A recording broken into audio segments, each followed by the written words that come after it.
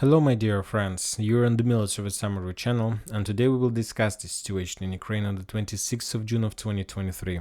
Today we have a lot of very interesting updates, so let's start.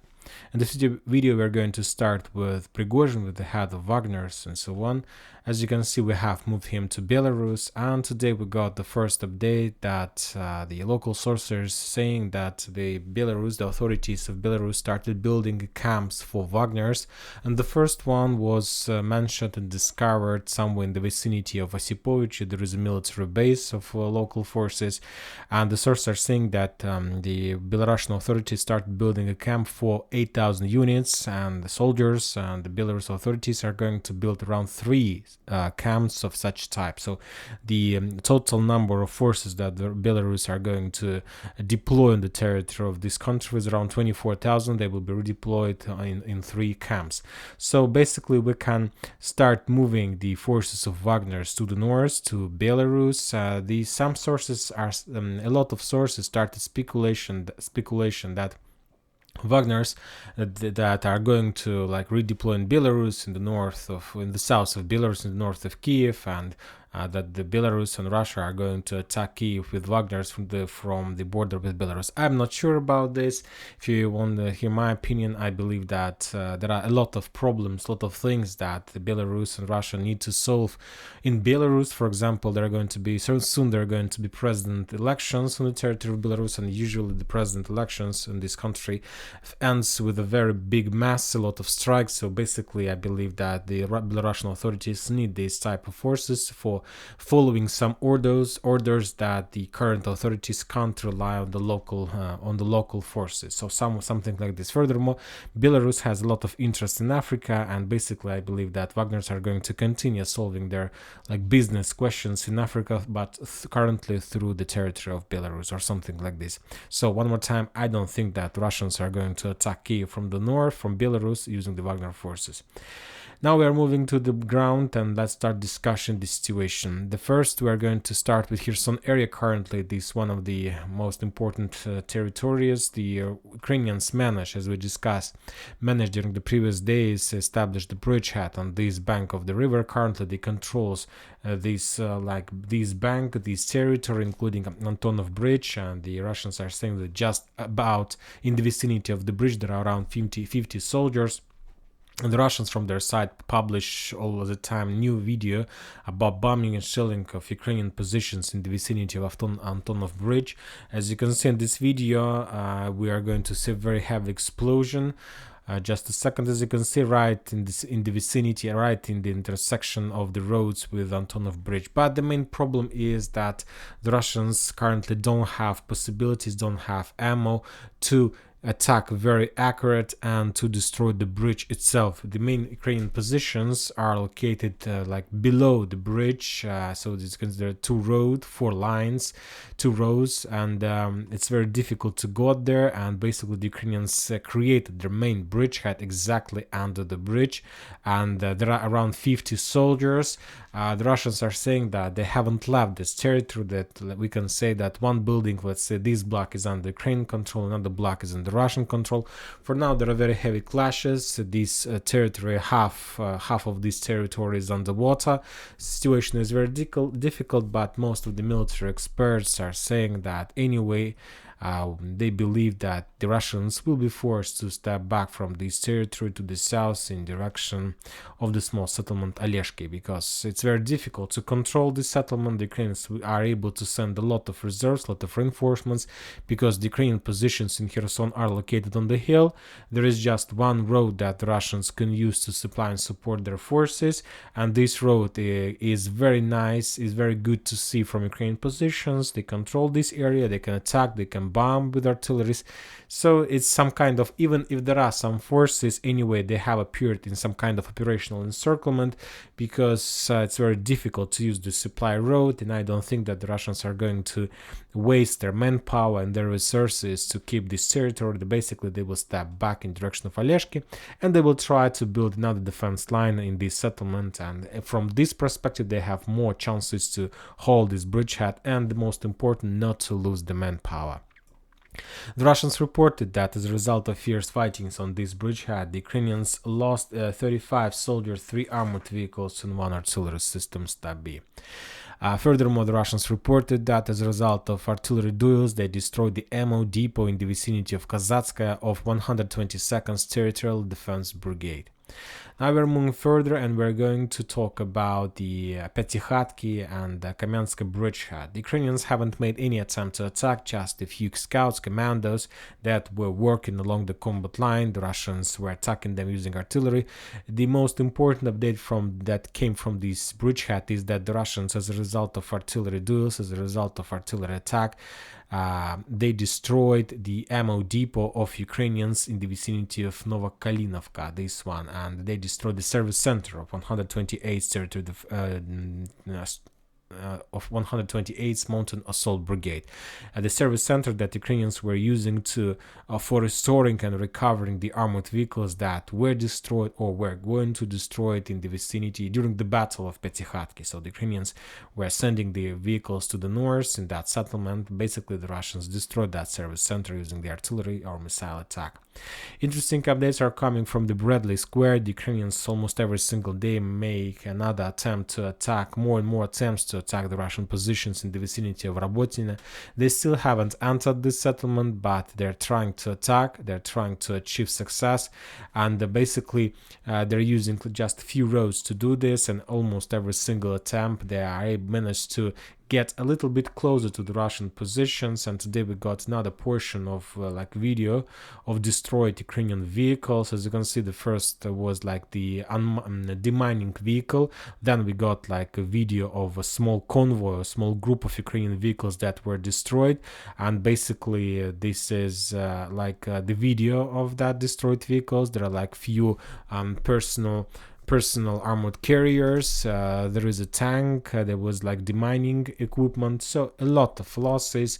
The Ukrainians continue losing their vehicles during the Battle of Bradley Square, and we see that there are almost no progress from their side. Mainly the Ukrainians were attacking using the forces of 47th Mechanized Brigade, 65th Mechanized Brigade, but as you can see, almost without any progress, and the trenches and forest lines that they were able to capture during those attacks means nothing, has no value, because those fields and these fields were changed their owner during the previous weeks for a few times.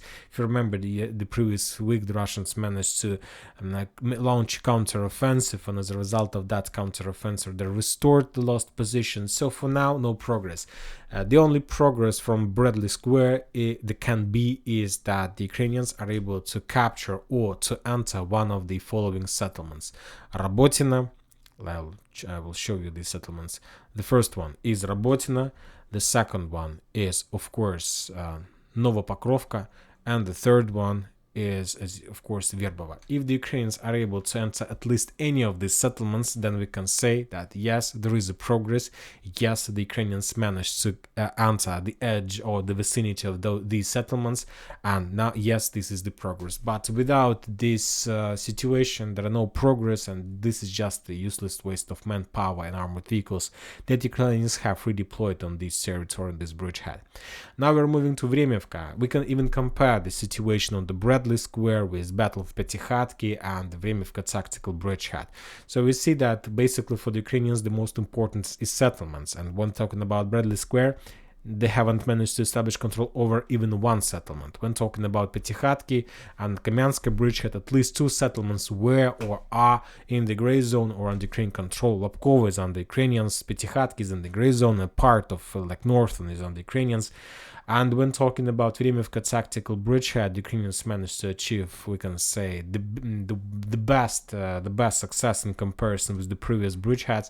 And today we got another update that Ukrainians, as a result of fierce fighting, storming operation from many sides, managed finally to establish control over Rovnopol. And currently, this settlement is under Ukrainian control. As you can see, these are the forces of 31st Mechanized Brigade, so we can move these forces to the combat line closer to the Rovnopol. So now we can say that the force of 31st Brigade mechanized in the vicinity of Rovnopol, and basically the Ukrainians can start the next page of this storming operation and continue advancing to the south. The Ukrainians, but you shouldn't expect that Ukrainians after fall of Rovnopol can develop the speed, can increase the speed, and can penetrate very far to the south. No, it's not like this.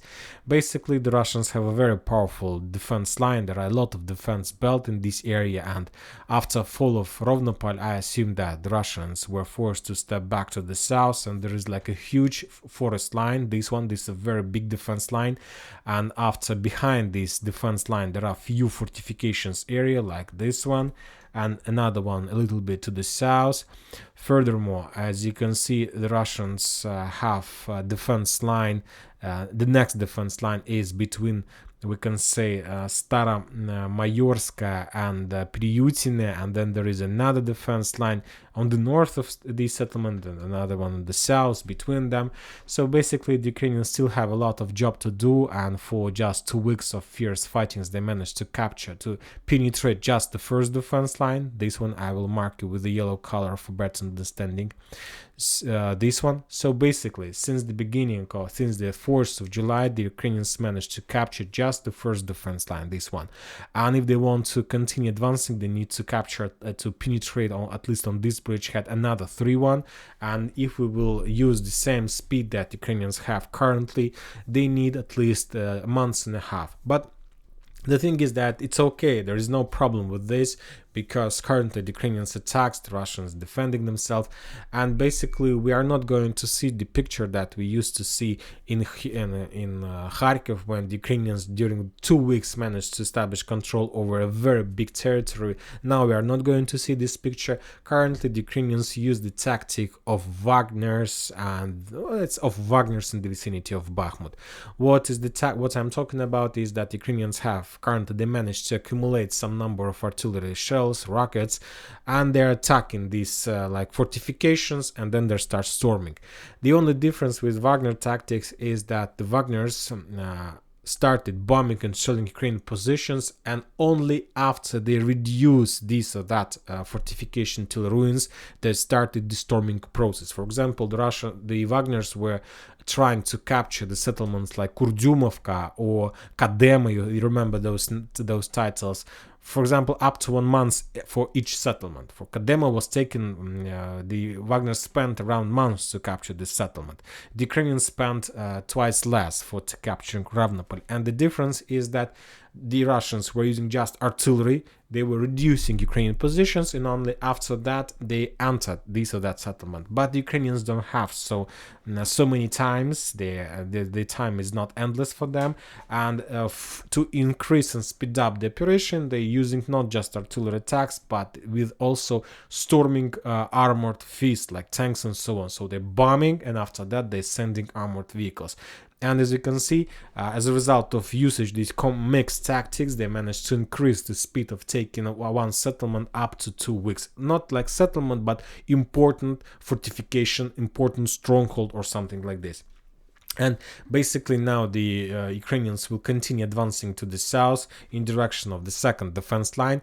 Basically, the previous week they have already started these attacks. They were attacking this defense line from direction of Markova, but all those attacks were repelled.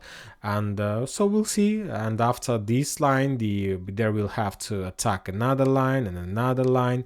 And the main purpose and the first goal is, of course, the settlements Staromayorska, Urozhain, and Priutine. This defense line is, let's say, the operational goal for the Ukrainians in this, for the Vremivka tactical bridgehead. We haven't received any updates about the battle of the fields between Urozhain, Staromlynovka, Kremenchuk and Novodonetsk. The Novodonetsk remains under Russian control. Maybe the Ukrainians will activate their attacks in the vicinity of this settlement using the forces of 37th Mechanized Brigade. Maybe not, but anyway, we see that step by step, but the Ukrainians pushes with very heavy losses, and will be able to calculate and understand the value and whether those attacks worth it or not just in a few months. Probably in a month we're going to understand, because with such a tempo, of course, the Ukrainians are not going to achieve anything in this bridgehead as well. The total losses of the Ukrainians from Petykhatki to Vremivka tactical bridgehead were around 150 soldiers, 5 armored vehicles, and 2 artillery systems. As you can see, those were one of the lowest losses since the beginning of Battle of Zaporozhye area. Now we are moving to Donetsk, and we got a lot of updates. The Russians haven't included any piece of information about any clashes, any repelled attack from the Russian side. Basically, probably the Ukrainians took a small operational pause, but today we got a very interesting video from the forces of 59th Motorized Brigade. If you see this video, you have no sound, you don't understand what exactly is happening there. I will try to explain to you. The thing is that after a few failed attacks from the Ukrainian side, the soldiers who survived got their positions in some trenches, and the commander entered those trenches and start talking with the soldiers in those trenches, and he was saying them that they need to stand, they need to pick up, and they need to take their weapon, and they need to start attacking the Russian positions. But those soldiers in those trenches refused to do this because they had a lot of losses, they were tired, nobody support them, nobody does anything to support their attacks, and basically the commander were sending them to suicide operation. So basically they refused to follow the orders and so on. And after that, the commander turned back, he left the trenches, and he asked another soldier who was in the vicinity of trenches to give him grenade. And he gave him grenade. You see this basically on the video, he gave him grenade. He took the grenade, and then as you can see, he dropped just a second ago. As you can see, he's dropping Ukrainian officer, dropping grenade inside the trenches where the soldiers who refused to attack. And after that, he started running, and then you're gonna see an explosion. So that was explosion. So the Ukrainian commander killed a few, like a platoon of Ukrainian soldiers who refused to follow his orders, who refused to die on the field. So this is the situation with the Ukrainians. Now we are moving to Artyomovsk and to Bakhmut, and there were no updates as well. The Ukrainians are saying that they're attacking all over the front lines, that they managed to develop their bridgehead in the vicinity of Kurdyumovka. Also, some sources were saying that the Ukrainians managed to enter Kurdyumovka. For now, I prefer to wait a little bit, because we need to wait some more time. Even some mappers have already updated information in this in Kurdyumovka, but I prefer to wait a little bit. And the same situation in the north, the Ukrainians were attacking, and the Russians are saying that the total losses of the Ukrainians were around 195 soldiers, 8 armored vehicles, and 2 artillery system Paladin, without any progress for both sides on the ground. The same situation on Liman front line, also small operational pause. The total loss of the Ukrainians were around 90 soldiers. The Ukrainians reported they attacked and destroyed the command center of 25th this one airborne brigade in the vicinity of Ivanovo. There was also very fierce clashes and fightings in Kremenaya forest in the small settlement, but without any progress on the ground. And the same story about Kupiansk. After small advances, the Russians and the Ukrainians took a decision to start a small operational pause. The total loss of the Ukrainians were around 30 soldiers, also without any progress on the ground. We can say that today, the 26th of June, was the calmest day since the beginning of this counter-offensive operation, and the most important updates were just in Kherson with the bridgehead, and of course with the capturing of Rovnopol. And of course these are two important updates.